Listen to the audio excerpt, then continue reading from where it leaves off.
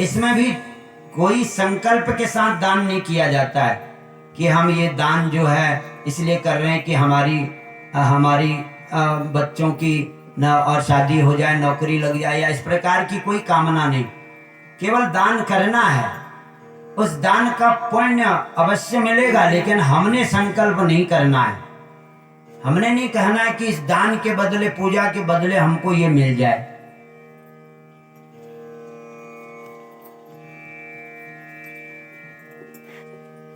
कभी कभी अज्ञान के कारण बहुत ज्यादा स्वार्थ का भूत सवार हो जाता है हम लोगों में, हो सकता है, मतलब इससे सावधान रहना चाहिए। स्वार्थ का भूत बहुत भयानक होता है, उसमें सही गलत कुछ नहीं दिखाई देता, केवल अपना स्वार्थ दिखाई देता। तो स्वार्थ से ऊपर उठकर, स्वार्थ का परित्याग करके, दुनियादारी की इच्छाओं का त्याग करके जो है वास्तविक स्वार्थ को भी ले लें तो कोई हर्जा नहीं। इस महीने में भी हम ये संकल्प कर सकते हैं कि हमें भक्ति मिले, हमें ज्ञान मिले, हमें वैराग्य मिले। और वैराग्य का अर्थ है मन हमारा साफ हो, मन में कोई दाग लगा हुआ ना हो, ये मतलब है वैराग्य का। नहीं तो वैराग्य का अर्थ बहुत से लोग ये समझते हैं कि घर द्वार छोड़ो, हरिद्वार जाओ, बाबा जी बन जाओ। बाबा जी बनना मतलब नहीं है। वैराग का मतलब है मन में कोई राग नहीं रहना चाहिए। राग का मतलब दाग, दाग का मतलब यही जो एक दूसरे से की निंदा करना है, ईर्ष्या करना है, और किसी की उन्नति को देख करके ईर्ष्या डाह जो होती है अज्ञान के कारण, यही मन के दाग कहे जाते हैं।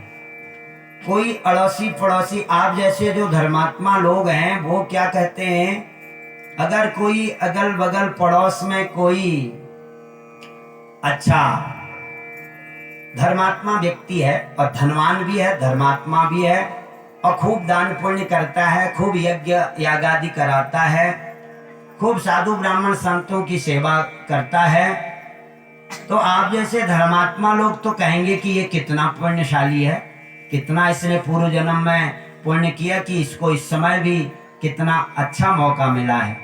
इसके बाल बच्चे भी बहुत अच्छे संस्कारों के, और ये स्वयं भी बड़ा धर्मात्मा और अपने बच्चों को भी बड़ा अच्छे धर्मात्मा संस्कार देता रहता है, उनको भी धर्मात्मा बनाता है, और खूब दान पुण्य भी करता है। चाहिए इसकी सेवा करनी चाहिए, तो भगवान की कृपा से कभी हमें भी ऐसा मिलेगा।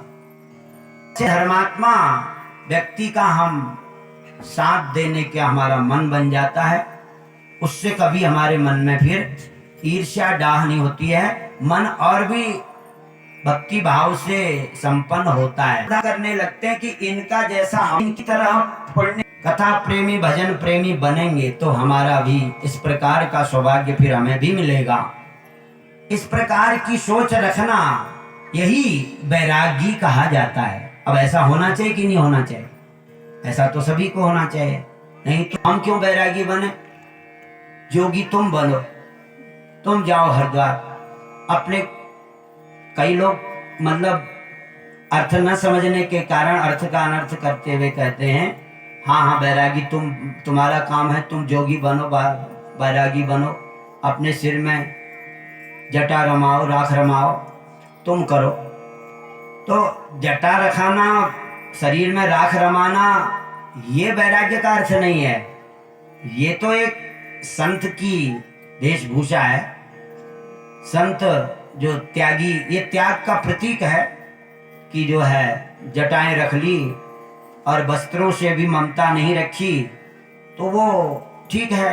अगर जैसा वेश बनाया है वैसा ही मन भी है तो वो वेशभूषा वैराग्य की प्रतीक बन गई, अर्थ बताने वाली, वैराग्य की ओर संकेत करने वाली, वैराग्य की प्रेरणा देने वाली वो वेशभूषा कही जाती। लेकिन केवल वेशभूषा से काम नहीं चलता है, होना चाहिए। हम सब की वेशभूषा दैवी वेशभूषा कही जाती है। किसी की वेशभूषा देवताओं की तरह, देवियों की तरह है तो किसी का भगवान शिव की जैसी वेशभूषा त्यागी वैरागी लोगों की होती है। और हमारे लिए भी वही कहा गया, जब शिवार्चन होता है घर में, लोग पार्थिव पूजन करते हैं तो वैरागी वेशभूषा बनानी पड़ती है। भस्म का त्रिपुंड लगाना है, रुद्राक्ष पहनना है और जटा अपनी खोल लेनी है शिवजी की तरह। शिवजी की तरह अपना रूप बनाना है, तब शिवजी की पूजा होगी। देवो भूत्वा यजेत देवान, शिवो भूत्वा शिवम यजेत, इस प्रकार वाक्य कहा जाता है धर्मशास्त्र में। तो कहने का मतलब है कि देवता बन करके ही देवताओं की पूजा की जा सकती है, शिव बनकर ही शिव पूजा की जाती है। भगवान शिव ज्ञान वैराग्य भक्ति के महान प्रतीक हैं, उनकी वेशभूषा उसकी महान प्रतीक है, तो इसलिए वो वेशभूषा हमें भी अपनानी पड़ती है। और वेशभूषा ही नहीं, उसके अनुसार भाव भी बनाना पड़ता है, तब शिव पूजा सफल होती है, पूर्ण होती है, तब सही उसकी विधि बनती है। भाव के बिना तो 1% फल मिलता है। केवल कर्मकांड ही कर्मकांड करो, भाव नहीं है, उसके अनुसार वेशभूषा भी नहीं है, भाव भी नहीं है, तो 1% फल मिलेगा 100 में से। और भाव भी परिपूर्ण है, वेशभूषा भी है और विधि का भी पालन किया जा रहा है भाव के साथ, तो फिर 100% फल मिलेगा। तो ये विशेष बात है, अधिक मास में ये अधिक फल मिलता है। इसका नाम इसलिए अधिक मास है, ये हमारे विद्वान संत लोग कहते हैं। और अधि शब्द केवल है, अधिक को हटा करके केवल अधिमास कहा जाता है, जिसको पहाड़ी बोली में, हमारी बोली में अधमास कह दें। अधमास चल रहा है, अधिमास को ही पहाड़ी बोली में अधमास कह दें।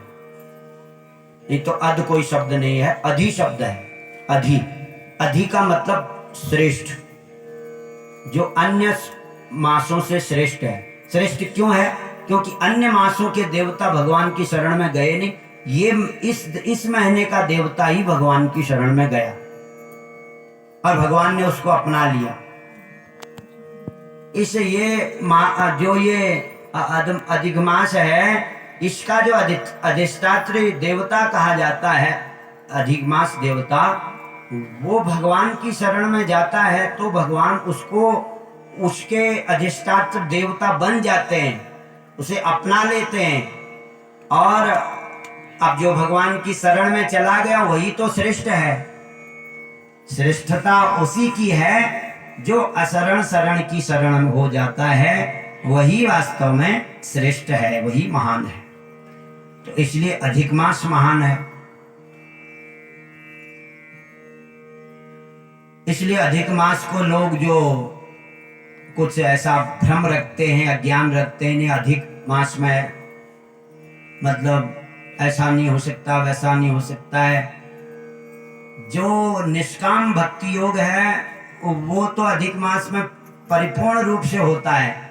हाँ, ये आसक्ति वाले कर्म नहीं किए जाते हैं। बहुत बड़ा लंबा संकल्प करके कि मुझे ये मिले, वो मिले, वैभव मिले, धन संपत्ति मिले और सुतदारा लक्ष्मी बहुत कुछ मिले, इस प्रकार की इच्छा इस महीने में नहीं करनी चाहिए।